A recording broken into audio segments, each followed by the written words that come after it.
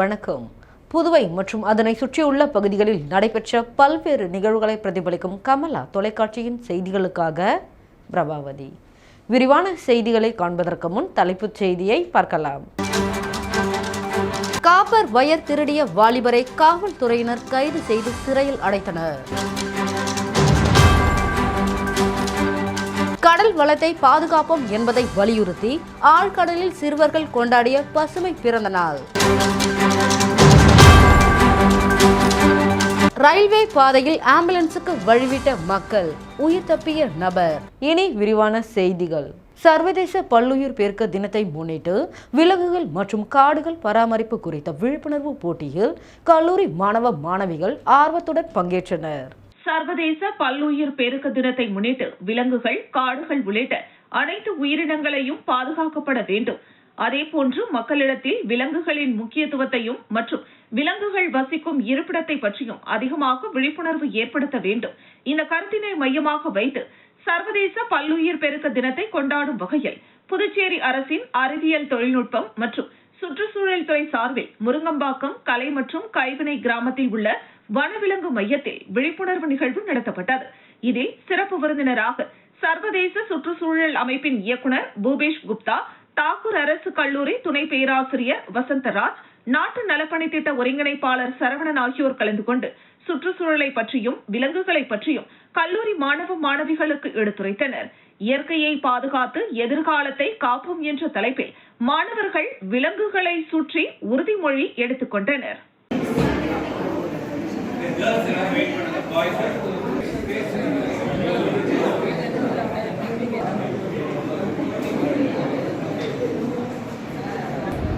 இங்க வந்துருங்கப்பா. தூரம் வந்து save nature, save future, save future, save nature, save nature, save future, save future.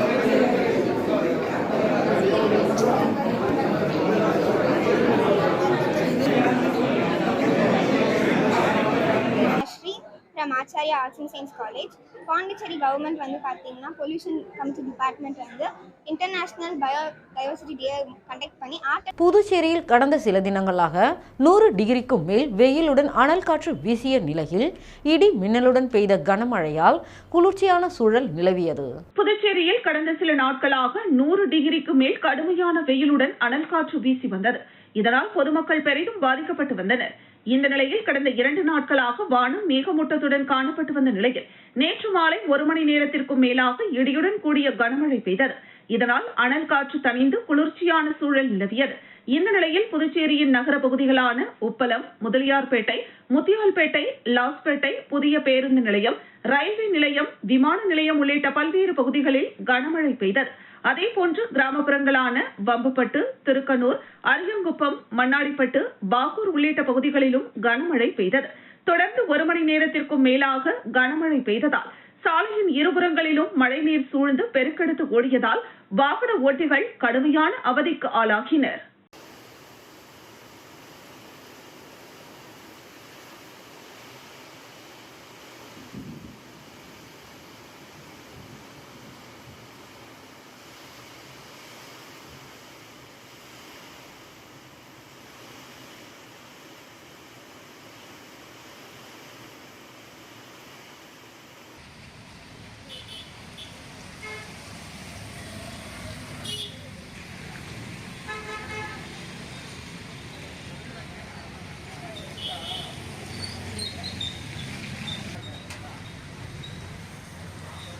Puducherry நாட்டிய சாஸ்திராலயா இசை மற்றும் நடன பள்ளியின் ஆசிரியர்கள் உமா ரமேஷ் மற்றும் மாதவி ஜெயபிரகாஷ் நடத்தும் 15வது சலகை பூஜை விழா கம்பன் கலையரங்கில் நடைபெற்றது.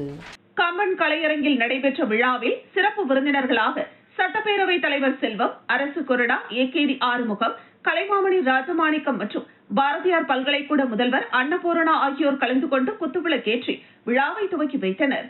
நாட்டிய சாஸ்திராலயா இசை மற்றும் நடன பள்ளி புதுச்சேரியில் 4 பகுதிகளில் 300க்கும் மேற்பட்ட குழந்தைகளை கொண்டு பாரம்பரிய முறையில் பரதம் மிக சிறப்பாக கற்பித்து வருகிறது. மேலும் அனைத்து அரசு நிகழ்ச்சிகளிலும் அவர்களின் குழுவினர் பரதநாட்டியம் சிறப்பாக இடம்பெறுகிறது. புதுச்சேரி, தமிழ்நாடு மட்டுமல்லாமல் மலேசியா, வியட்நாம் போன்ற நாடுகளிலும் பரதநாட்டிய நிகழ்ச்சிகள் நடத்தியுள்ளது சிறப்பு வாய்ந்தது.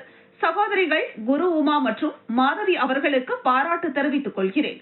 தெய்வீக கலையான பரதநாட்டியத்தை அனைவரிடமும் ஒரு தொண்டனாக பல்வேறு கோவில்கள், கிராமப்புறங்களிலும் சிறைச்சாலைகளில் கொண்டு சென்ற பங்களிப்பை சிறப்பாக செய்துள்ளதற்கு எனது பாராட்டுகள் என கூறினார். விழாவில் நாட்டிய சாஸ்திராலயா மாணவர்கள் 19 பேர் சலங்கை பூஜை நடனத்தில் பங்கேற்றனர்.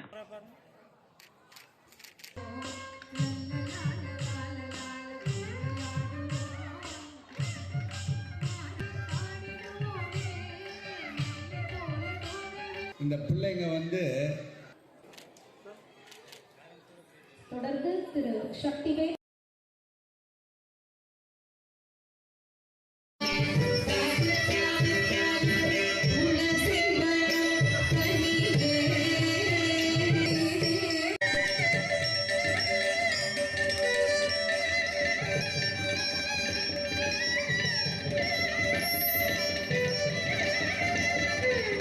பாகூரில் பிரசித்தி பெற்ற ஸ்ரீ தேசமுத்து மாரியம்மன் கோவிலில் கும்பாபிஷேக விழா மிக சிறப்பாக நடைபெற்றது. புதுச்சேரி மாநிலம் பாகூர்பேட்டில் அமைந்துள்ள அருள்மிகு ஸ்ரீ தேசமுத்து மாரியம்மன் ஆலயத்தில் நூதன அஷ்டபந்தன மகா கும்பாபிஷேக விழா வெகு விமர்சையான முறையில் நடைபெற்றது. இதையொட்டி 22ஆம் தேதி வியாழக்கிழமை காலை 8:30 மணிக்கு மங்கள இசையுடன் கூடிய விக்னேஸ்வர பூஜை, கோ பூஜை, தன பூஜை, கணபதி ஹோமம், லட்சுமி ஹோமம், நவக்கிரக ஹோமம் என்று தொடங்கி அதனைத் தொடர்ந்து விமான கலசங்கள் கரிகோளமுடன் வீதி புறப்பாடாக வந்து முதல் யாகசாலை, 2ஆம் யாகசாலை, 3ஆம் யாகசாலை என்று முடிவடைந்து யாகசாலையிலிருந்து மேலதாளங்கள் முழங்க வான வேடிக்கைகளுடன் கலச புறப்பாடு நடைபெற்றது. விமான கோபுரம் மற்றும் மூலவர் உற்சவ மூர்த்திகளுக்கு குடமுழக்கு என்று அழைக்கப்படும் கும்பாபிஷேக விழா சிறப்பான முறையில் நடைபெற்றது. இதில் 1000த்திற்கும் மேற்பட்ட பக்தர்கள் கலந்து கொண்டு சுவாமி தரிசனம் செய்தனர். கும்பாபிஷேக விழாவில் சிறப்பு அழைப்பாளர்களாக பாகூர் சட்டமன்ற உறுப்பினர் செந்தில்குமார் மற்றும் நெட்டப்பாக்கம் சட்டமன்ற உறுப்பினரும் துணை சபாநாயகருமான ராஜவேலு, முன்னாள் அமைச்சர் கந்தசாமி, முன்னாள் சட்டமன்ற உறுப்பினர் தனவேலு ஆகியோர் கலந்து கொண்டு சுவாமி தரிசனம் செய்தனர். இவர்களுக்கு கோவில் திருப்பணி குழுவின் மூலம் சிறப்பு செய்யப்பட்டது. அதனைத் தொடர்ந்து பொதுமக்களுக்கு அன்னதானம் வழங்கப்பட்டது. இந்த ஏற்பாட்டினை கோவில் அறங்காவலர் குழு மற்றும் திருப்பணி குழு, ஊர் பொதுமக்கள், இளைஞர்கள், பெரியோர்கள் செய்திருந்தனர்.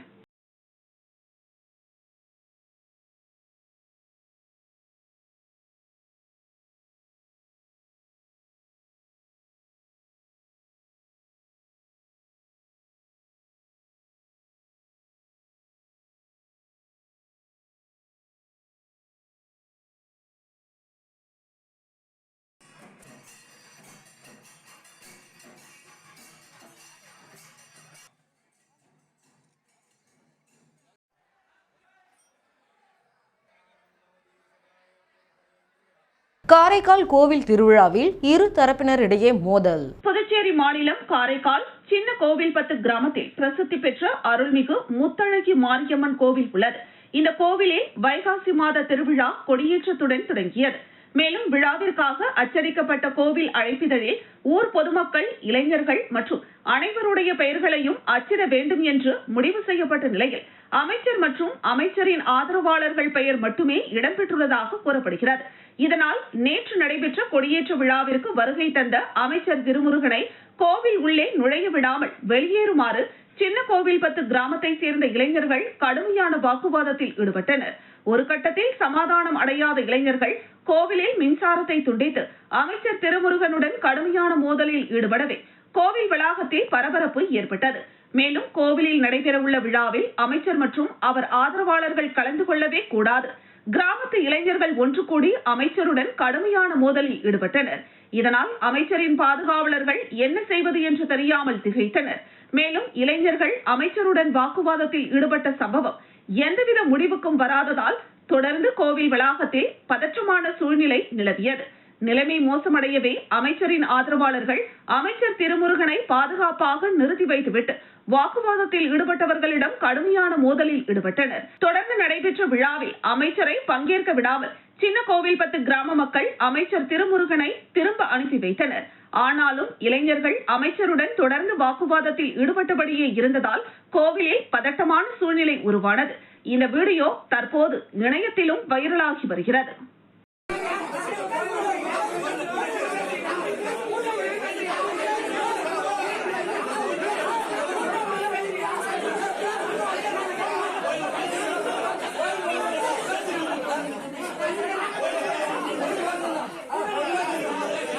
காரைக்கால் மாவட்டம் கோட்டச்சேரியில் உள்ள கால்நடை மருத்துவமனையில் கால்நடை மற்றும் கோழிகள் எழில் கண்காட்சி நடைபெற்றது. காரைக்கால் மாவட்டம் கோட்டுச்சேரியில் உள்ள கால்நடை மருத்துவமனையில் கால்நடை மற்றும் கோழிகள் எழில் கண்காட்சி நடைபெற்றது. இந்த நிகழ்ச்சியில் நெடுங்காடு சட்டமன்ற உறுப்பினர் சந்திர பிரியங்கா சிறப்பு விருந்தினராக கலந்து கொண்டார்.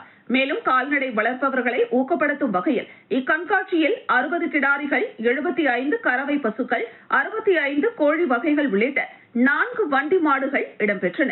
நிகழ்ச்சியில் பேசிய சட்டமன்ற உறுப்பினர் சந்திர பிரியங்கா, புதுச்சேரி அரசு, முதலமைச்சர் மற்றும் கால்நடைத்துறை அமைச்சர் ஆகியவர்கள் கால்நடை வளர்க்கும் உரிமையாளர்களுக்கு தங்களது கால்நடைகளை வளர்ப்பதற்கு பல்வேறு நலத்திட்டங்களை செயல்படுத்தி வருகின்றனர். அரசு மூலம் நடத்தப்படும் இதுபோன்ற கால்நடைகளின் எழில் கண்காட்சிகள் மூலம் கால்நடைகளை உரிமையாளர்களாகிய நீங்கள் எவ்வாறு பராமரிக்கின்றீர்கள் என்று தெரிகிறது. தங்களது பிள்ளைகளைப் போலவே கால்நடைகளை வளர்த்து ஆரோக்கியமாக வைத்திருக்கிறீர்கள் என்றும், மேலும் கால்நடைத்துறை சார்பில் உட்புற கிராமங்களில் உள்ள கால்நடைகளுக்கு பரிசோதனை மேற்கொள்வதற்கு நடமாடும் கால்நடை வாகனங்கள் அறிமுகம் செய்யப்பட்டுள்ளது என்றும் நிகழ்ச்சியில் நெடுங்காடு தொகுதி சட்டமன்ற உறுப்பினர் சந்திர பிரியங்கா பேசினார். அதனைத் தொடர்ந்து சிறந்த கால்நடைகள் வளர்ப்பவர்களுக்கு பரிசுகள் வழங்கப்பட்டன.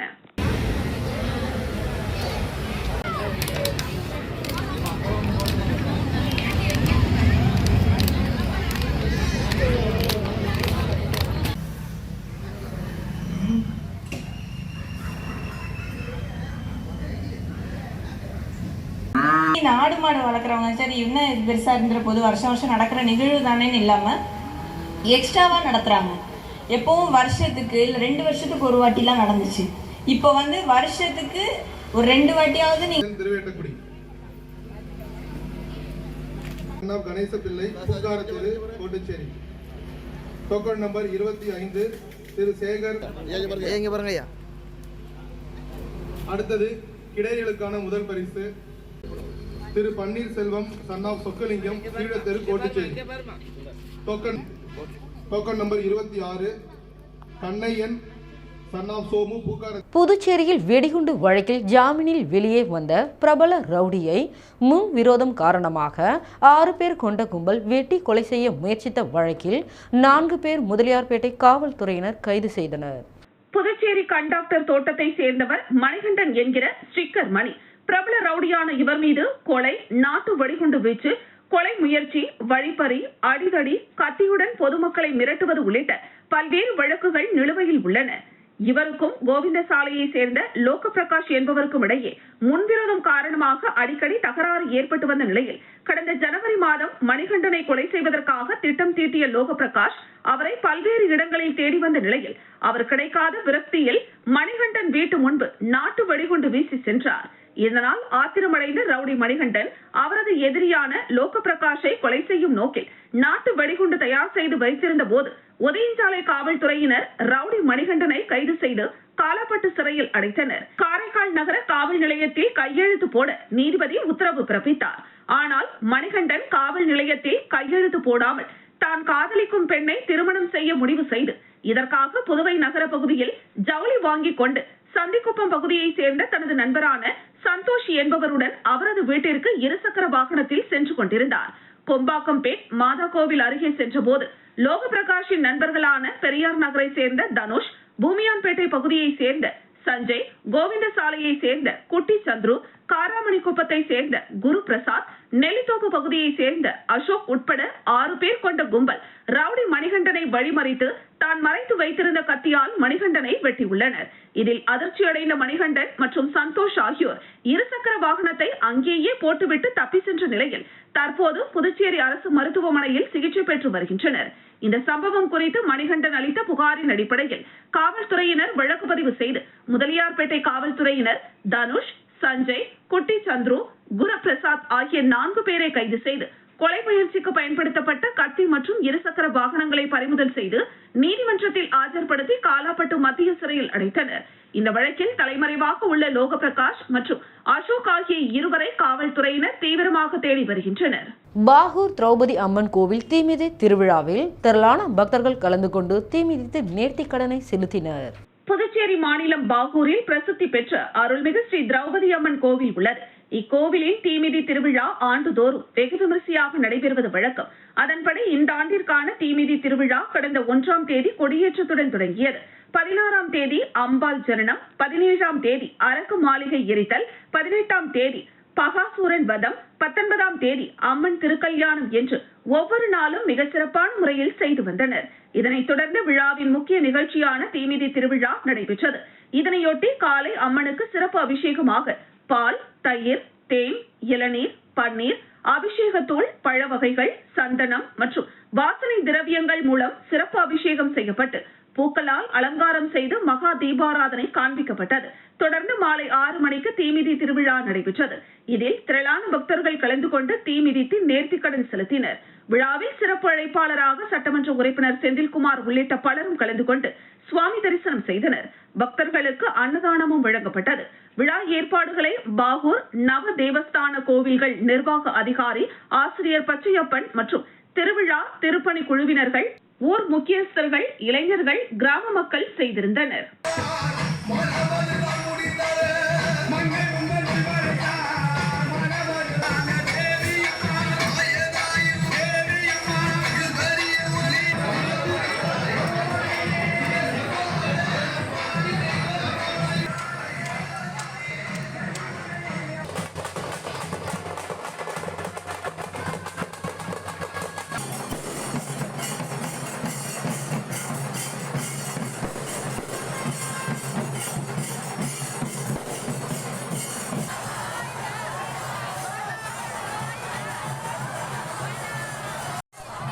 ரெட்டிச்சாவடி அருகே டிரான்ஸ்பார்மரில் காப்பர் ஒயர் திருடிய வாலிபரை கைது செய்து சிறையில் அடைத்தனர்.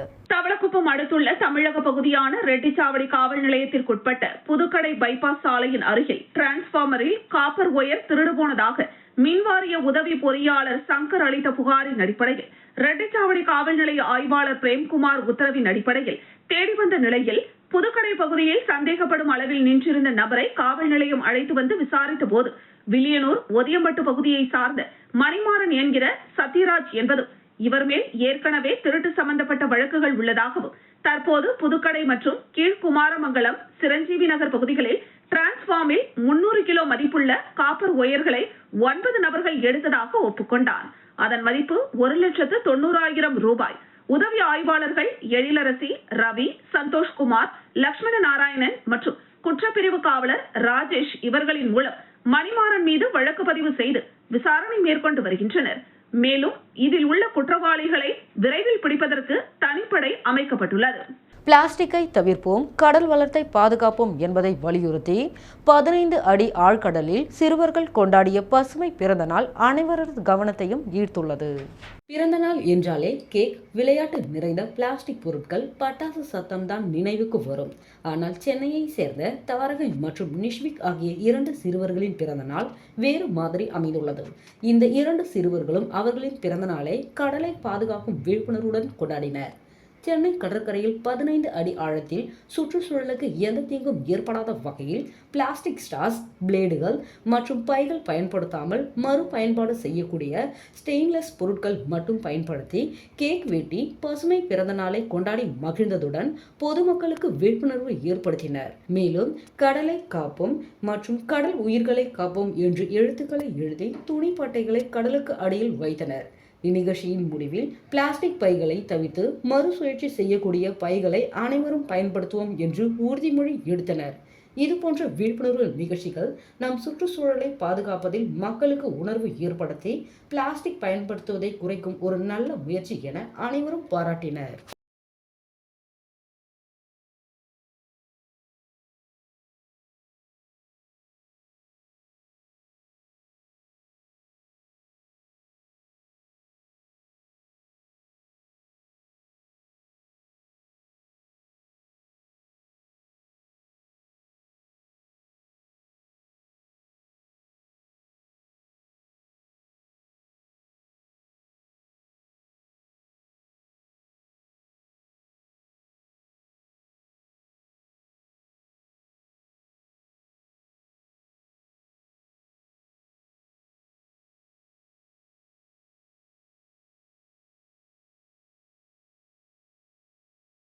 20 நிமிடமாக ரயில்வே பாதையில் காத்திருந்த ஆம்புலன்ஸுக்கு வழிவிட்ட மக்களால் உயிர் தப்பிய நபர். காரைக்காலில் ஒரு நோயாளி ஆம்புலன்ஸ் மூலம் மருத்துவமனைக்கு அழைத்து சென்று கொண்டிருந்த பொழுது பாரதி நகர் ரயில்வே கேட் போடப்பட்டது. அங்கே வாகன ஓட்டிகள் வழிவிட்டதால் ஒரு உயிர் காப்பாற்றப்பட்டது. மேலும் மேம்பாலம் கட்டி கொடுக்க வேண்டும் என்றும் ஆம்புலன்ஸ் செல்ல வழி ஏற்படுத்தி தர வேண்டும் என்று அரசாங்கத்திற்கு ஆம்புலன்ஸ் ஊழியர்கள் கோரிக்கை விடுத்துள்ளனர். அதான் இங்கேருந்து மாற்றுறதுக்கு தான் வர சொல்லியிருக்காரு நினைக்கிறேன். அதான் சைரன் ஆஃப் பண்ணிட்டாங்களே.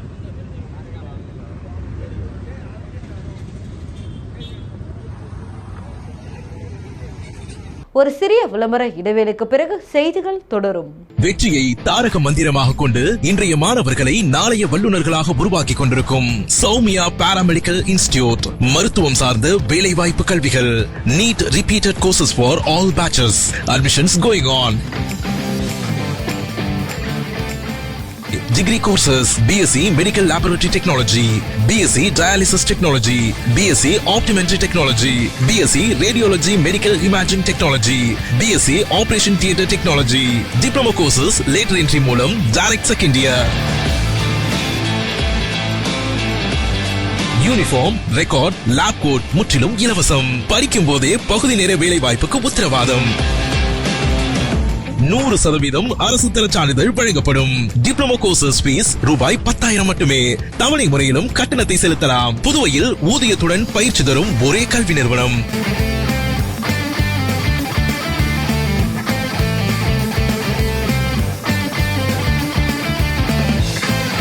நமது Soumya paramedical institute number 7 Koodapakkam main road, Villianur bypass, Puducherry. For contact 8220931846.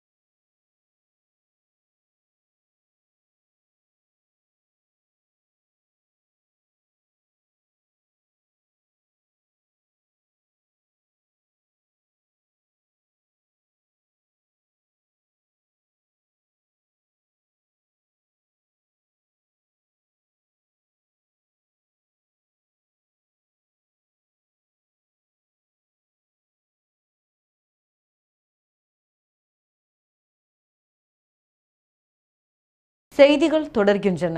Puducherry பாஜக சார்பில் நடைபெற்ற தேசிய ஒற்றுமை பேரணி. பாகிஸ்தான் தீவிரவாதிகளால் காஷ்மீர் பஹல்காம் தாக்குதலில் உயிரிழந்த பொதுமக்களுக்கு ஆபரேஷன் சிந்தூர் மூலம் பதிலடி கொடுத்து தீவிரவாதிகளின் முகாம்களை அழித்த இந்திய ராணுவத்திற்கு நன்றி தெரிவிக்கும் வகையிலும் தேச ஒற்றுமையை வலியுறுத்தும் விதமாக ஆபரேஷன் சிந்தூர் வெற்றி ஊர்வலம் உருளையன்பேட்டை தொகுதி சார்பில் நடைபெற்றது. தொகுதியின் பாஜக பொறுப்பாளரான பிரபுதாஸ் தலைமையில் புறப்பட்ட பேரணியை பாஜக தலைவரும் பாராளுமன்ற உறுப்பினருமான செல்வகணபதி தொடங்கி வைத்தார்.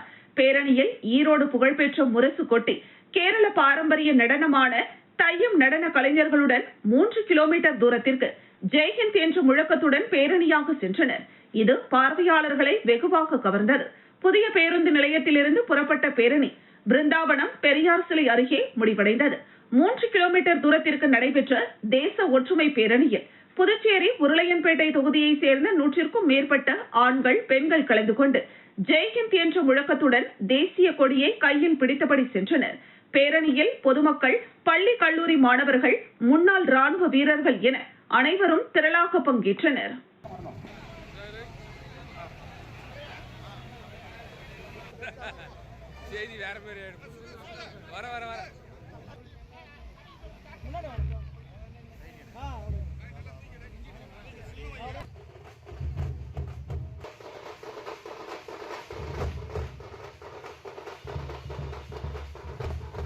பழனியில் கஞ்சா விற்பனை செய்த 7 பேர் கைது. திண்டுக்கல் மாவட்டம் பழனி வணிக வளாகம் அதிகமுள்ள பகுதியான RF ரோட்டில் காவல் ஆய்வாளர் மணிமாறன், சார்பு ஆய்வாளர் விஜய், காவலர்கள் வழக்கமான ரோந்து பணி மேற்கொண்டனர்.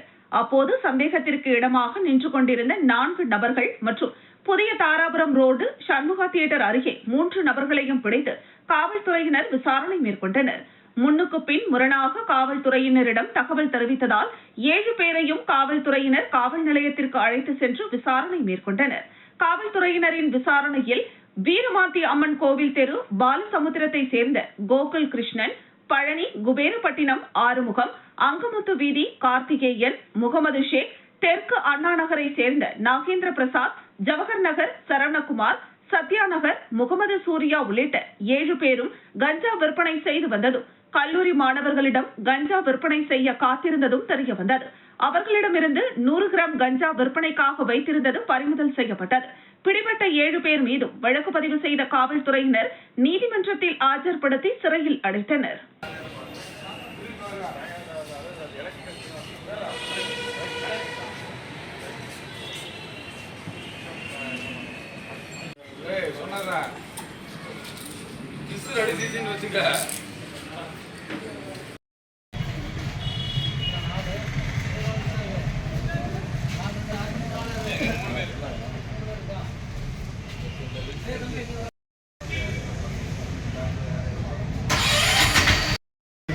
வா டேய் வா டேய் வா நீங்களே மூஞ்சி வரல மேலே இரு வா கிஸ் பண்ணிக்கிறா போடா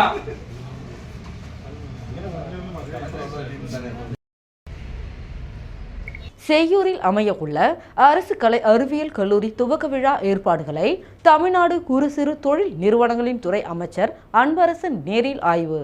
செங்கல்பட்டு மாவட்டம் செய்யூரில் புதிய அரசு கலை மற்றும் அறிவியல் கல்லூரி நடப்பாண்டில் தொடங்கப்படும் என தமிழக அரசு சார்பில் தமிழ்நாடு முதலமைச்சர் மு.க.ஸ்டாலின் அறிவித்திருந்தார். அதன் அடிப்படையில் 2025-2026 கல்வியாண்டிற்கான புதிய கலை அறிவியல் கல்லூரி தொடக்க விழா வருகிற திங்கட்கிழமை அன்று செய்யூர் கிராமத்தில் உள்ள அரசு ஆண்கள் மேல்நிலைப்பள்ளி வளாகத்தில் உள்ள கட்டிடங்களில் தற்காலிகமாக தொடங்கப்பட உள்ளது.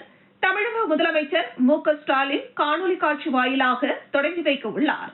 தொடக்க விழாவிற்கான முன்னேற்பாடுகளை தமிழ்நாடு குறு சிறு மற்றும் நடுத்தர தொழில் நிறுவனங்கள் துறை அமைச்சர் தாமோ அன்பரசன் கல்லூரியில் நடக்க இருக்கும் இடத்தினை நேரில் ஆய்வு செய்து மாணவர்களுக்கு தேவையான வகுப்பறைகள், குடிநீர் வசதி, ஆய்வக வசதி, கழிவறை வசதி உள்ளிட்ட அடிப்படை வசதிகள் உள்ளதா என்பது குறித்து ஆய்வு செய்து பின்னர் அதிகாரிகளிடம் மாணவர்களுக்கு தேவையான அடிப்படை வசதிகளை விரைந்து முடிக்குமாறு உத்தரவிட்டார்.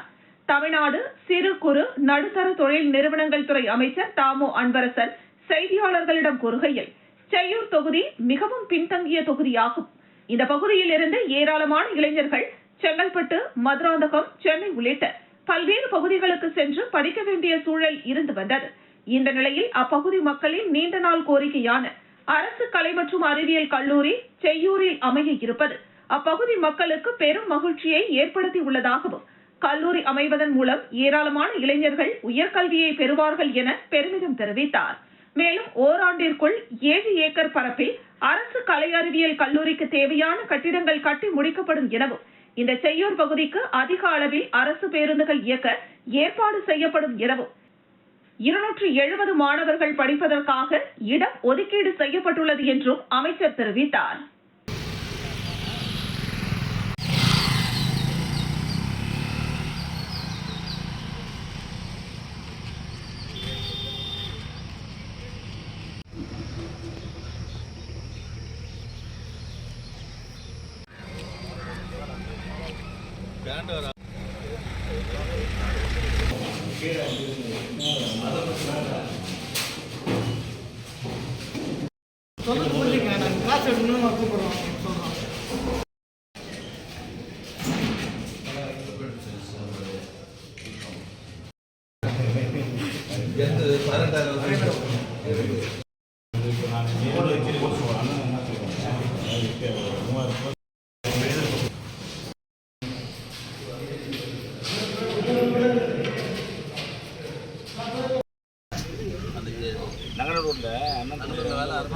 ஆமாங்க சார், அவங்க ரெகுலேஷன் ஆரம்பிச்சிட்டாங்க. நீங்கள் தான் பண்ணான்னு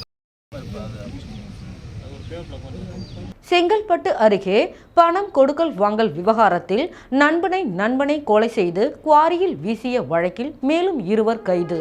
சேலம் மாவட்டத்தை சேர்ந்த 29 வயதான வினோத் சென்னையில் மார்க்கெட்டிங் துறையில் பணியாற்றி வருகிறார். வினோத் செங்கல்பட்டு மாவட்டம் உரப்பாக்கம் பகுதியில் வீடு வாடகைக்கு எடுத்து வசித்து வருகிறார். சென்னை மவுண்ட் ரோட் பகுதியை சேர்ந்த 34 வயதான சரவணன் கார் ஓட்டுநராக பணியாற்றி வருகிறார். இருவருக்கும் இடையே பழக்கம் ஏற்பட்டுள்ளது. நாளடைவில் இருவரும் நண்பர்களாக பழகி வந்துள்ளனர். இருவரும் ஒன்றாக அமர்ந்து மது அருந்துவதும் காரில் வெளியூர்களுக்கு பயணம் மேற்கொள்வது என நட்பாக பழகி வந்துள்ளனர். மார்க்கெட்டிங் துறையில் இருக்கும் வினோத் அவ்வப்போது சரவணனிடம் பணம் கடனாக வாங்குவதை வழக்கமாக வைத்து வந்துள்ளார். ஆரம்பத்தில் வினோத் சரவணனிடம் வாங்கிய பணத்தை குறிப்பிட்ட தேதியில் திருப்பிக் கொடுத்து வந்துள்ளார். இதனால் நண்பனை நம்பிய சரவணன் தொடர்ந்து வினோத்திற்கு பணம் கொடுத்து வந்துள்ளார். ஒரு கட்டத்தில் வாங்கிய பணத்தில் 50% மட்டுமே திருப்பி தரும் வழக்கத்தையும் வினோத் கொண்டு வந்துள்ளார். ஏற்கனவே கொடுத்த பணத்தை திருப்பி கொடுக்காமல் மேலும் கடன் கேட்டு வந்துள்ளார். இதுவரை 5 லட்சம் ரூபாய்க்கு மேல் சரவணனுக்கு வினோத் பணம் தர வேண்டிய நிலை இருப்பதாக கூறப்படுகிறது. இந்த நிலையில் கடந்த 17ஆம் தேதி வழக்கம் போல் இருவரும் சிங்கபெருமாள் கோவில் அருகே ஜாலியாக மது அருந்த சென்றுள்ளனர்.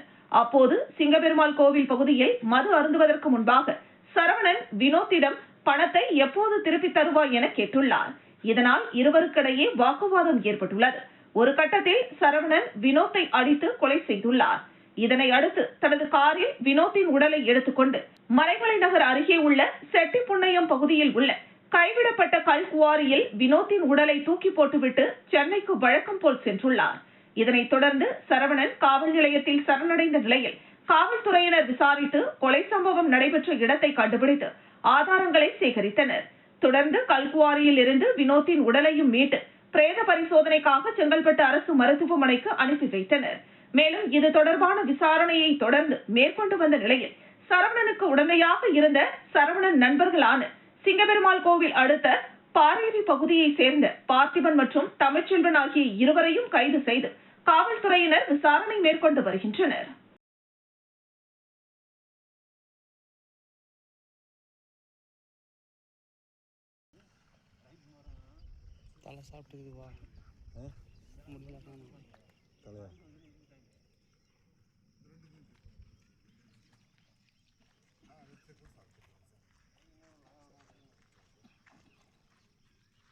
எப்படியே வரோம் தம்பி, அப்படி போதா தலைவர் முடி மொத்தம் 2 பேருக்கும் நம்ம பார்த்துட்டு இருக்காங்க சார்.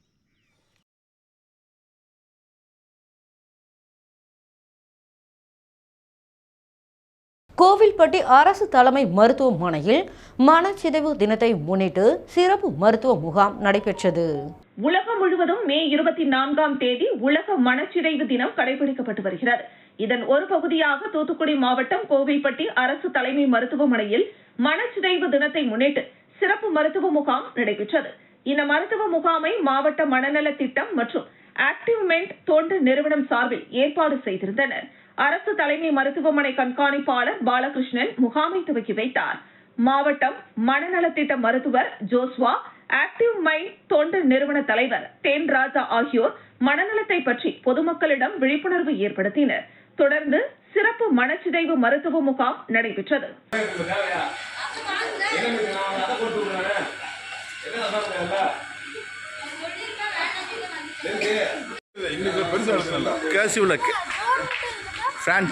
ஃபுல் நேம் எழுது.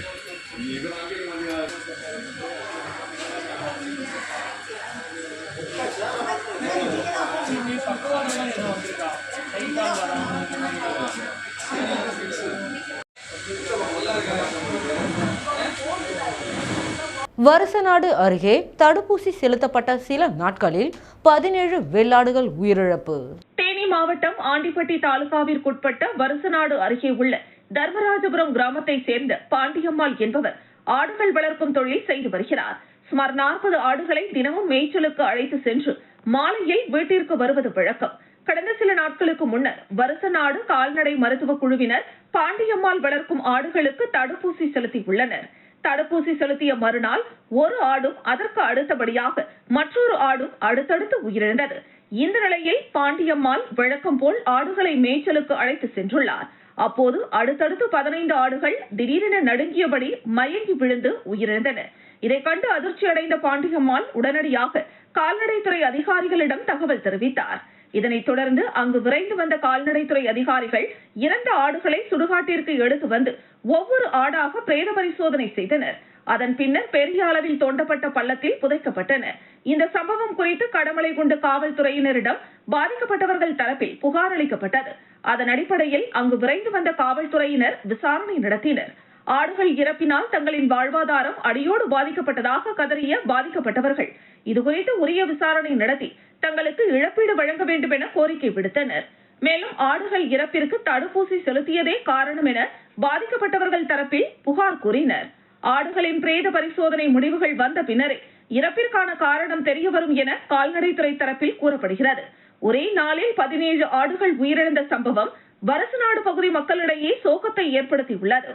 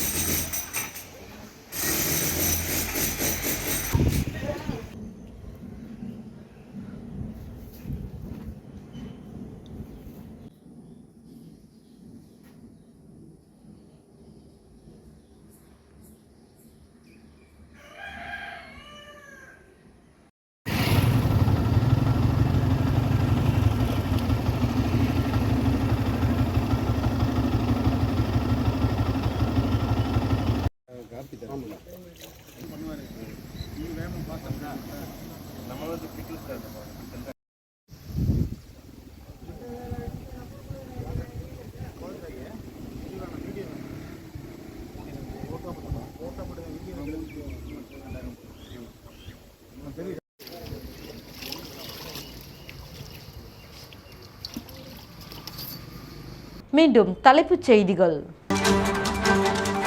காப்பர் வயர் திருடிய வாலிபரை காவல்துறையினர் கைது செய்து சிறையில் அடைத்தனர். கடல் வளத்தை பாதுகாப்போம் என்பதை வலியுறுத்தி ஆழ்கடலில் சிறுவர்கள் கொண்டாடிய பசுமை பிறந்த நாள்.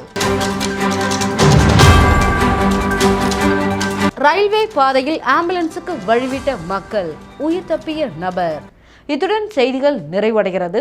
செய்திகளை உடனுக்குடன் தெரிந்து கொள்ள கமலா தொலைக்காட்சி சமூக வலைத்தளத்தை பின்பற்றவும். நன்றி, வணக்கம்.